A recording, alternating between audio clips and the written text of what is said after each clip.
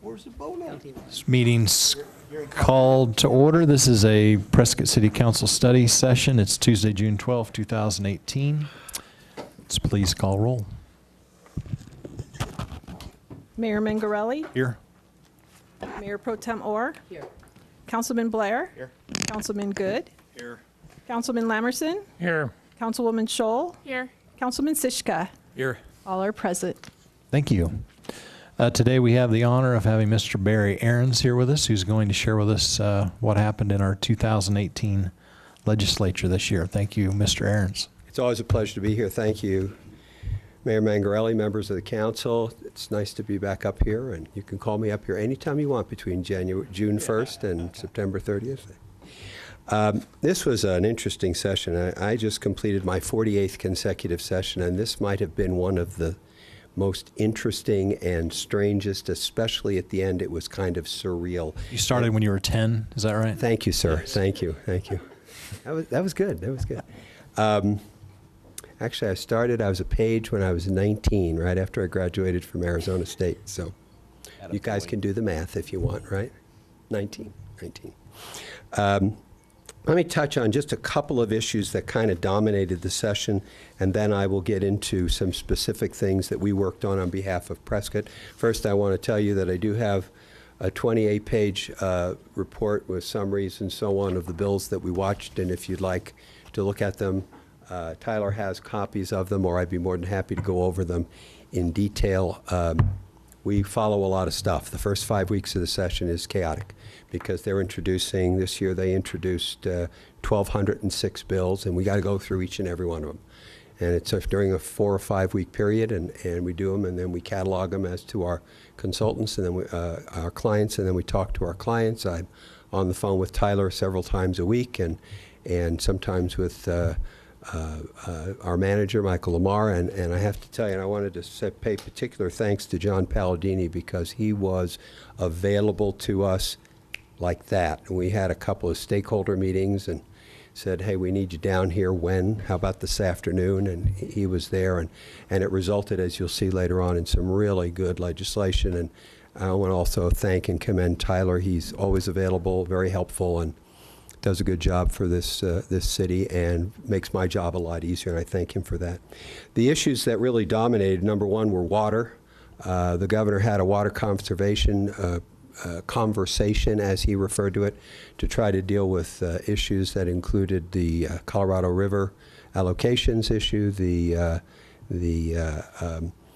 groundwater management updates, the 25-year sunset that is currently on the books for recharge and so on, and several other things. Unfortunately, a lot of this fell to center on some debates about CAP governance. And I would tell you that was probably a mistake, because what happened was the CAP proponents got out there, and boy, they did a great job. And by the time the governor was ready, it was pretty much a done deal that we were not going to move forward. There were a lot of bills that were introduced. Several of them would not have helped any of those areas that are AMAs, of which Yavapai County Prescott AMA is one. Those issues are going to come back next year, and I suspect what will happen is they'll take a more focused approach. Full disclosure, I do represent the Arizona Municipal Water Users Association, and we've been already involved with having conversations with Tom Bushatsky at the Office of Arizona Water Resources Department. Second issue that got a lot of attention earlier in the session was the opioid crisis, and there was a special session, and they did pass some legislation providing some reforms with regard to monitoring of doctors, opioid prescribing authorities, and so on. The use of naloxone to save lives, frankly, a Good Samaritan law, which says that if you call 911 to try to save somebody's life who's crashing on an overdose of an opioid, that you cannot be charged for your participation in that, and that was good. And, so they made good progress. Did we solve the problem? No. It's much too big of a problem to be done by one legislature in one special session. Did we make progress? Yes. It was a bipartisan effort. Was very pleased to see Republicans and Democrats work very strongly together to get this thing passed, and I think you will see more of it. There were some things that didn't get done as part of that, but I think they'll be back. Number 3, school safety. Following the unfortunate shooting in Florida, all the states decided they wanted to do something. Unfortunately, there are too many conflicting views with regard to the issue of guns and with regard to the issue of stop orders and with regard to the issue of counseling and so on, that the bills never passed. And quite frankly, they were doomed not to pass from the beginning. That's the bad news. The good news is that the legislature did appropriate $12 million to be used for certain types of counseling, because that's where you have to go after the problem to really get at it. I'm not going to take a position and tell you good or bad with regard to any of the stop order issues or gun control issues, but I will tell you that if we do a better job diagnosing and treating mental health disorders, we will go a long way. And I think that's where they came from. Next one was the Prop 301 extension. As far as education is concerned, they did that legislatively. Quite frankly, folks, if you had told me on January 1st that there would be a successful bipartisan effort to get the Prop 301 monies, that's 0.6% dedicated to education, extended another 20 years by the legislature, I would not have believed it. And yet they put it all together and realized this is the right thing to do. Let's not make it a campaign issue in November. Let's just do it. And if in 2020 people want to come back and make it voter protected, so be it. That's great. We can do that. And then, of course, there was the Red for Ed movement. I grew up in New York City. This was not a strike. A strike is when you cross the picket lines and you feel the blow of a lead pipe on the back of your legs or a chain across your chest. This was more like a carnival, but it was an effective carnival. They organized very well. This is the first time I've ever seen that kind of a public display that actually moved an entire legislature and governor to do something that previously they had not. Remember, last year at the end of the year, the minority said, we have to have a 4% increase. We have to have a 4% increase.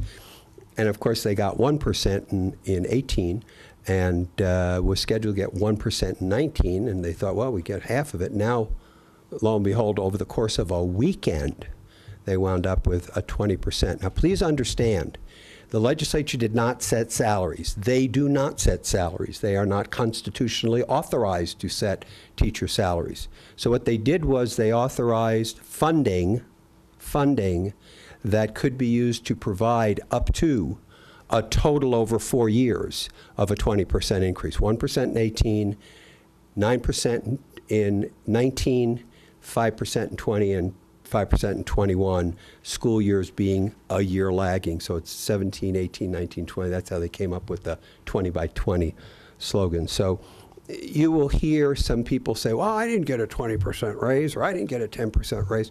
Well, that's because the school districts and the school boards have to make the decision as to how to allocate that money. So it'll be interesting to see how that happens, and that is going on now, and it'll probably be even more interesting next year. With regard to where the budget wound up, I will tell you that they have left a lot of money on the table, and I think justifiably so. There is a structural surplus of $150 million. There is the BSF, the Budget Stabilization Fund, also known as the Rainy Day Fund, is just a touch under $500 million right now, and the budget cash carry forward is going to be about $251 million. For the next fiscal year. Now, I think it was wise for them to leave it, given the fact that they did extend revenue picture significantly.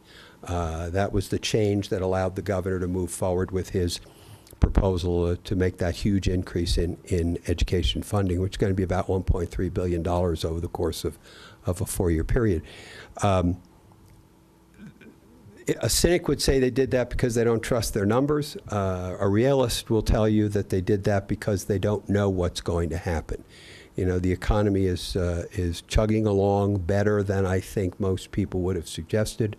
When it was suggested that we might hit a 3% growth rate at the beginning of the 17-18 budget year, everybody laughed, and we're now at about 2.89%. So 3% is not that far off. And could we hit 4% by next year? Yes. Could we also go into a recession by next year? Yes. The point is, I think they used good judgment by saying we're going to make sure we've got something in reserve. We're going to make sure that we don't get into a position where we're looking at having to make major cuts, because we in the municipalities and the counties would feel that first. That's where they'd start making those cuts. So I'm very pleased to see that. With regard to specific issues that we dealt with that I just want to touch on briefly, we worked on the cable licensing bill 1140. It didn't come out exactly as we wanted it, but there were some significant amendments. It was the changes that they made that were pioneered by the League of Cities and Towns were truly beneficial. Not exactly what we would have wanted, and I think not exactly what most cities would have wanted. And you know, I represent Scottsdale also, and we worked very, very closely. Brad Lundahl, who's Tyler's counterpart, we all worked very hard on that. And yet there was House Bill 2602, which was a bill regarding permits, licenses, and denials, where they wanted to put that in language in Title 41, which is state regulatory statute. And we said, no, you don't want to do that, because we don't want to put all our regulations through the Governor's Regulatory Review Council. That just doesn't make a lot of sense, and it's dangerous to begin with. So we were able to get that negotiated out. We had support from John Palladini's counterpart in the city of Scottsdale, who was able to rewrite some amendments there and made it a very, very simple bill to take care of.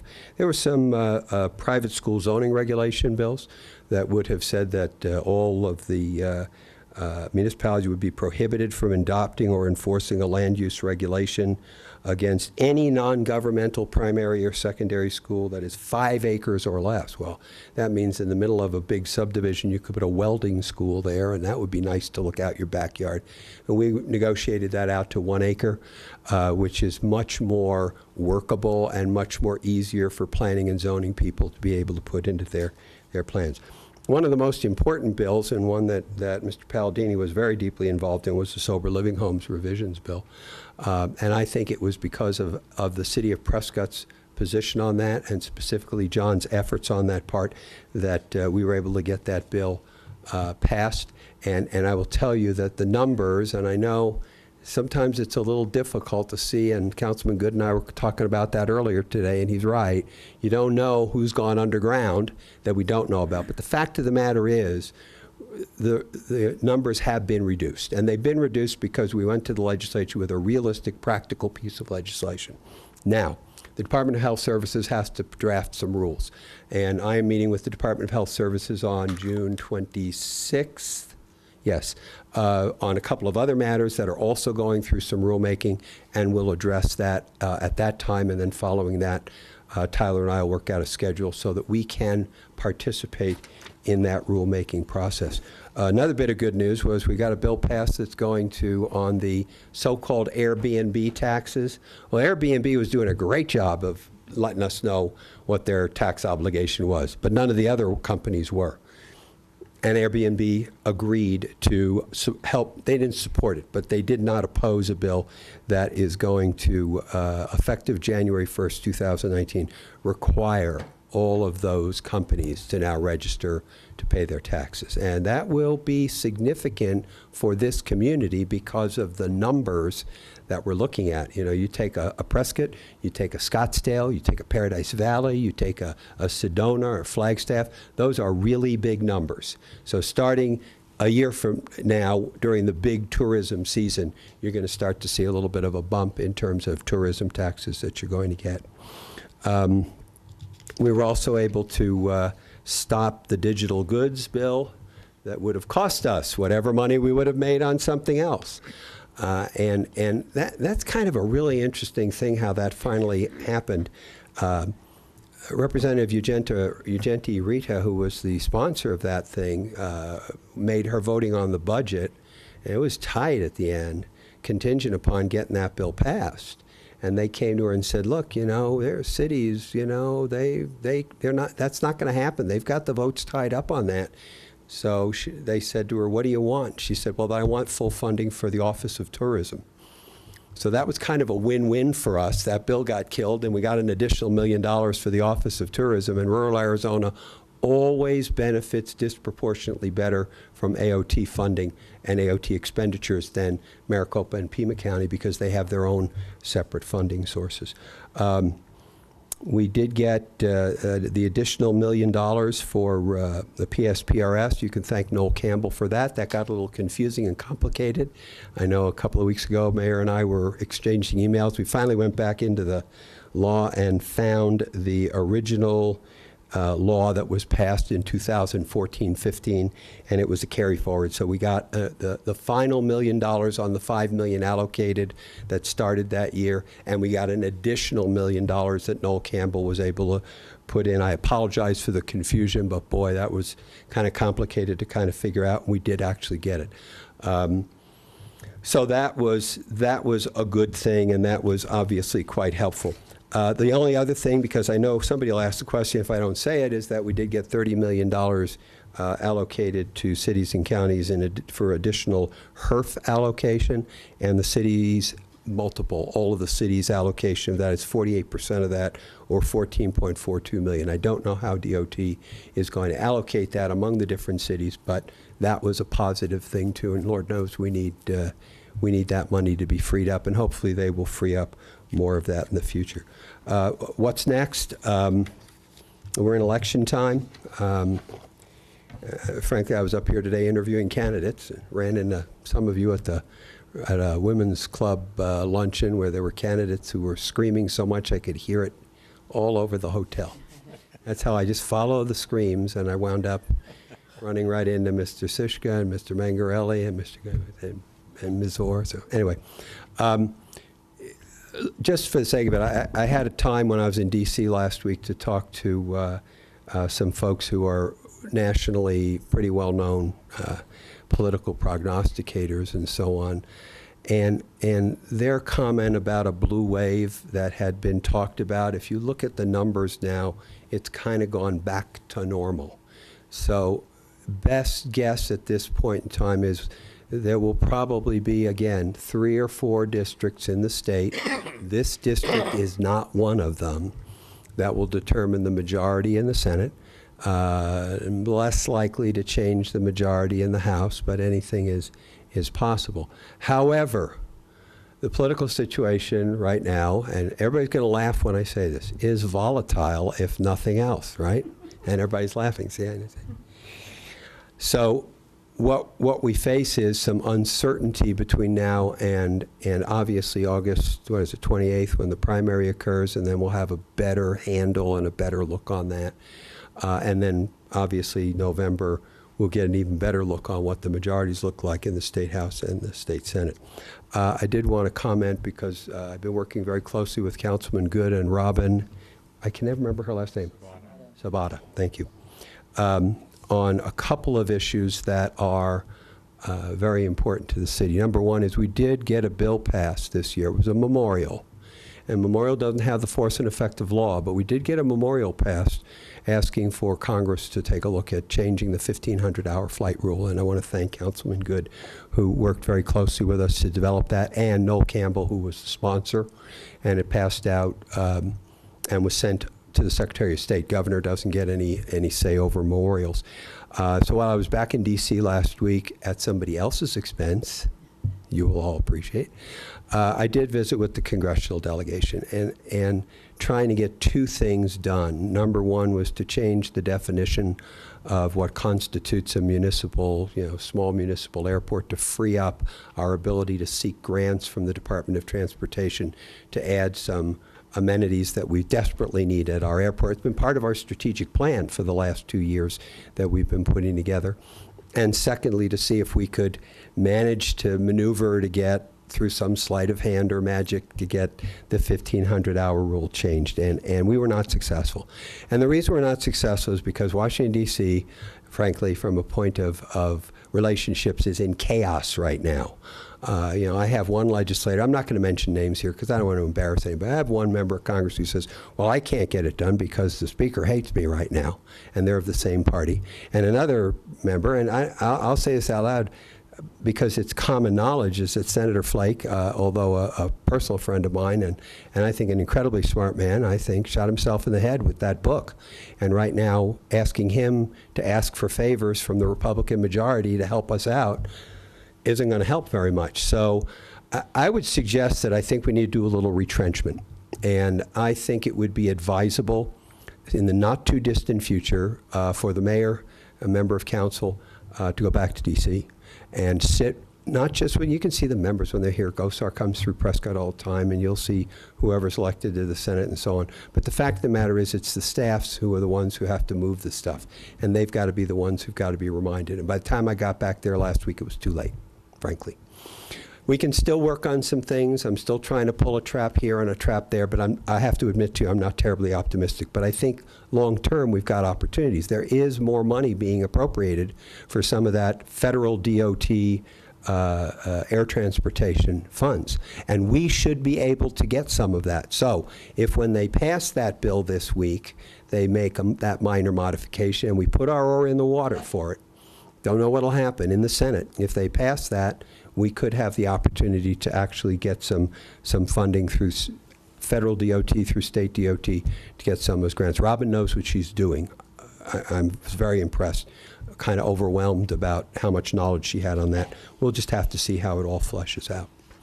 And with that, I'm happy to answer any questions. 22 minutes is pretty good. It's very good. Thank you, sir. Thank you so much. Questions, comments from the council? Councilman Good? Well, Barry, I want to thank you for all your hard work. I know how hard you work down there. I came down a couple of times and did some testimony for the Department of the Transportation Committee, et cetera. But yeah, it's a long process, and we've just really taken the first couple of steps here, and having Robin Sabata directing our airport efforts, I think, is really going to be significant for us to really make some good, substantial steps forward in that area. So I thank you for that, and I know I'm going to continue to work on that 1,500-hour rule with some of the other Essential Air Service airports and their congressional representatives.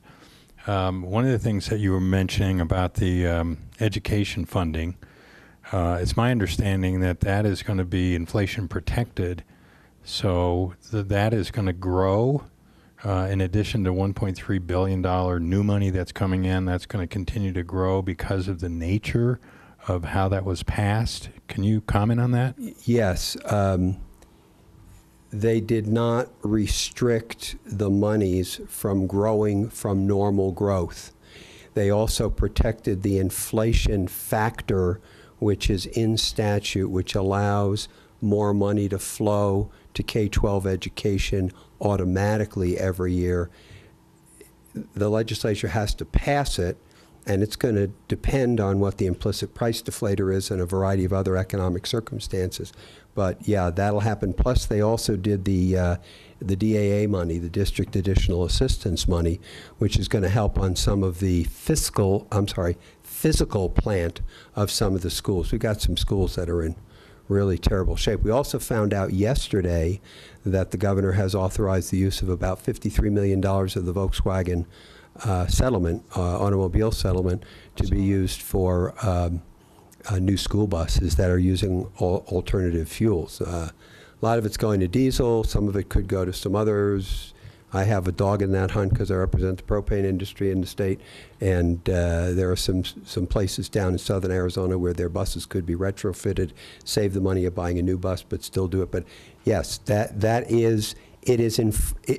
inflation protected is kind of a funny term, and I will tell you that what it really means is that it will be allowed to grow along with the normal inflation factors that grow as time goes on. Can you comment on Tom Steyer's renewable energy initiative, and if it should pass, what effect it might have on municipalities? I will tell you that I am not as up to date on the studies that I have been aware of about, because you know that the electric companies, the APS, SRP, and so on, have deep concerns about when you mandate to your regulatory body specific configurations of distribution of not just electric plant, not just power plant, but power distribution also. It creates some disproportionate circumstances that are tough to get your arms around. I don't have a client in that. I haven't read the studies, and frankly, now that you've asked them, I'm going to go back and study up on that and be able to give you some advice for it before the election. One last question. Sure. Since some of the reforms or changes you were looking forward to have enacted on water policy, what steps might we take in anticipation of the next legislative session to prepare to support that, or in a way that would be beneficial to Prescott? That's a great question, and I thank you for that, Mr. Mayor. Mr. Good, I would tell you that there are about 4 things that absolutely have to be done for the benefit of the state. One is you gotta have a drought contingency plan passed. 3 other states are waiting for Arizona in order to get that done. So endorsing a DCP plan and a DCP plus plan, which is the plan internally for the state that goes along with it, is essential. And I think letters or calls or a resolution even from the council to the Department of Water Resources endorsing a drought contingency plan adoption and making sure your legislators know about that is important. Number 3, DCP, DCP plus. Number 2, the groundwater. The 1980 Groundwater Management Act is a model for the United States. People will tell you that all over the country. But there are some tweaks that need to be made to make sure that we can adapt that in certain areas to make sure that, quote unquote, the water keeps flowing.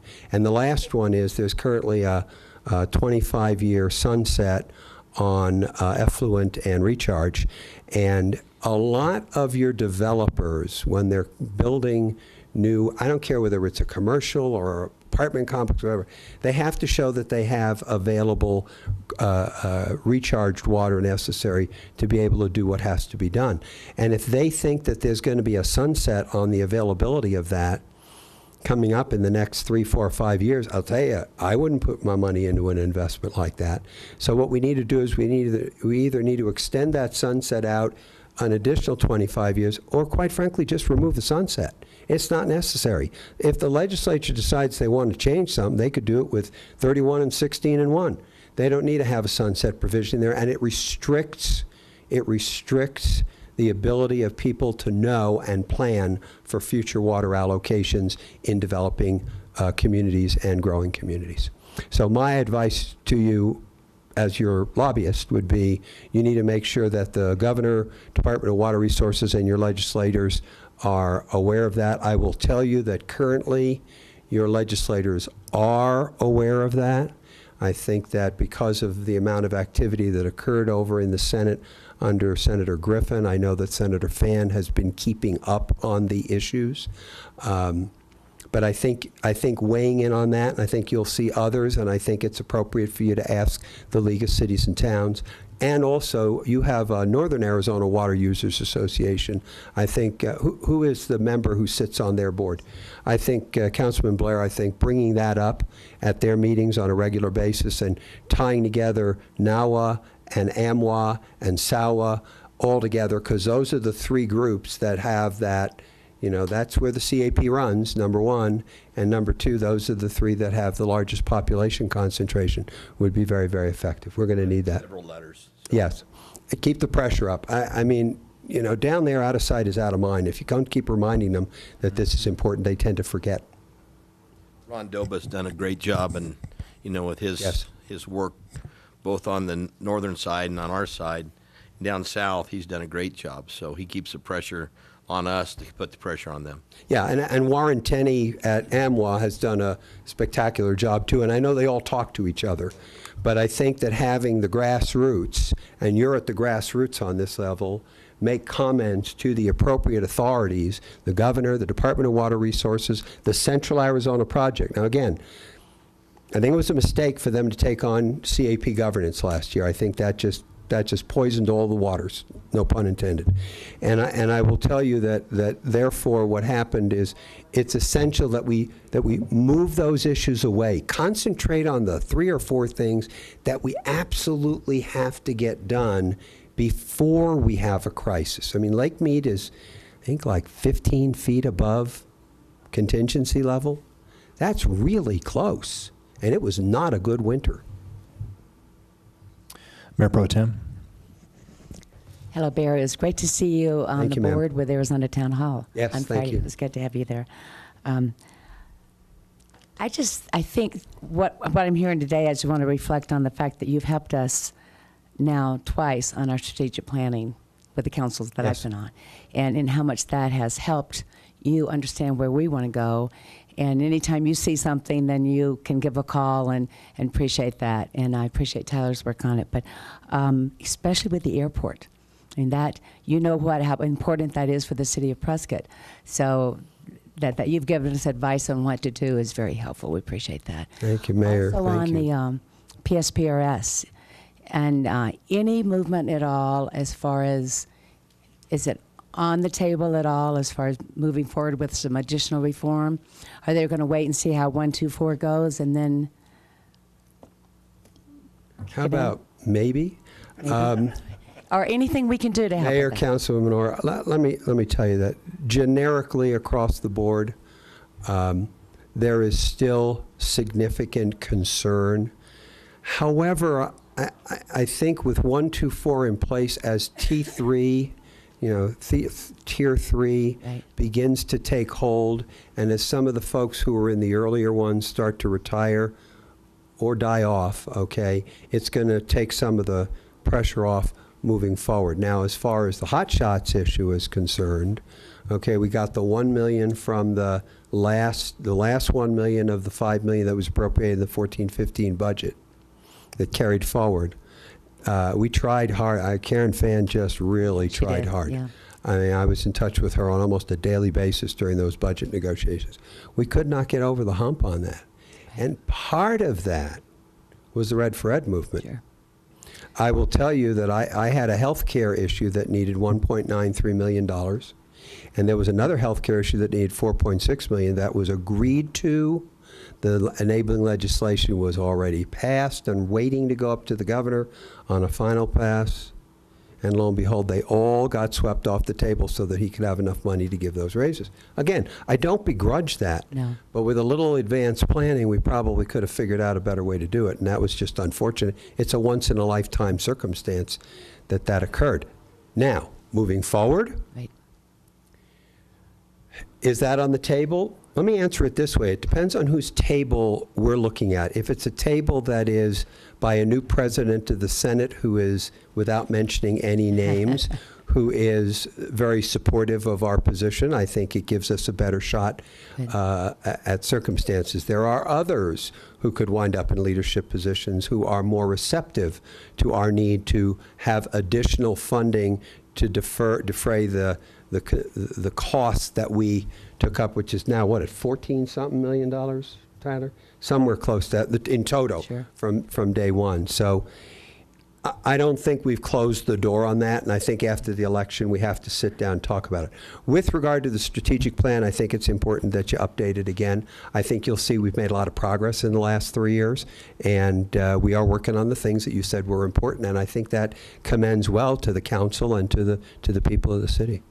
We appreciate what you do. Thank you. Other questions, comments from the council? I just have one. Barry, people have asked me, where is the money coming from for the Red for Ed situation, for the 20%? Where is it coming from? Magic. Yeah. The biggest debate that the legislature has with the governor every year is what the revenue picture is. And from where they started with the two base budgets in January, during the time period that we moved, the governor's budget office determined that the original revenue projections were woefully understated. And that's where they came up with the money. And they brought that data to the Joint Legislative Budget Committee, which is the legislative budget office, and they got together, and even though they didn't have a full agreement on it, they did agree that the growth rates were underrated. Now, how they judged that was partially because revenues on certain tax returns jumped up towards the beginning of the beginning of the fourth quarter as they started to come in, which validated to a large extent, not completely, but to a large extent, the increased revenue picture that the governor recommended. And with that increased revenue picture, it left a pot of money for this year. And if those continue on, we'll be in good shape. If not, in the next 2 years, we've got a cash carry forward that's kind of a safety net. Who knows what's going to happen? But that's how they came up with the funding. Okay, thank you. And in your opinion, if in fact Red for Ed wouldn't have shown up this year, would we have the extra money for the hot shots? Mayor, Councilman Sischka, that's a tough one. I give you a hard maybe on that, and only because when Red for Ed came up, it just turned the entire budget process upside down.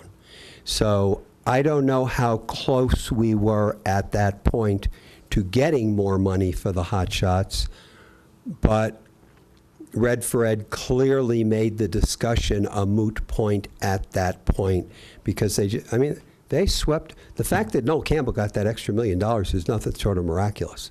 There was very, very little of that supplemental discretionary spending that was even thought about, no less passed. So, again, I'll give you a hard maybe, but that's about the best I can do. Mr. Palladini? Yeah, Mayor, I was just going to comment. Last week at the Mayor's Commission on Preservation, Addiction, and Recovery, we were talking about DHS and their regulatory process. And Leslie Horton, and for Barry's benefit, that's the County Health Department Director, mentioned that DHS may put together some sort of committee to help draft those rules. And so there was discussion that Leslie and maybe myself should be or could be part of that committee. So I wanted to, if Barry is going to be talking to DHS about this, maybe we could speak with one voice, and if that's an option or a possibility to sort of make sure that to whatever extent DHS adopts regulations and rules there at least is complete as Prescott's are. That's a good thought. As the pioneer of the Yes. ordinance, it would make sense because we have a little concern to make sure that what the state's going to impose is extremely similar to what we already have in place. That's correct. And Tyler already briefed me on that conversation, and that's the reason that when I'm meeting with them on another issue on the 26th, I'm going to recommend to them that we should have a seat at that table because, as the mayor so aptly put it, we were the pioneer on this ordinance. We were the first one to do it. So we've got to, and it was successful. I mean, we can argue it's been successful. So whatever changes you've made, look at what we did. Yes, Tyler already briefed me on that. We will be on it. I added it to my agenda for that meeting. Any other questions or comments? I'd just like to say thank you for your work with the airport funding. I know we're not done with that, and I appreciate the heads up on that and the help because we do feel like we deserve some of that money here in our airport, and it's vital to our local economy. So we all appreciate your work down there. You do a fine job. You're always available. We appreciate the updates. So thank you so much, Barry. Mayor, members of the council, thank you very much for having me. This meeting is adjourned.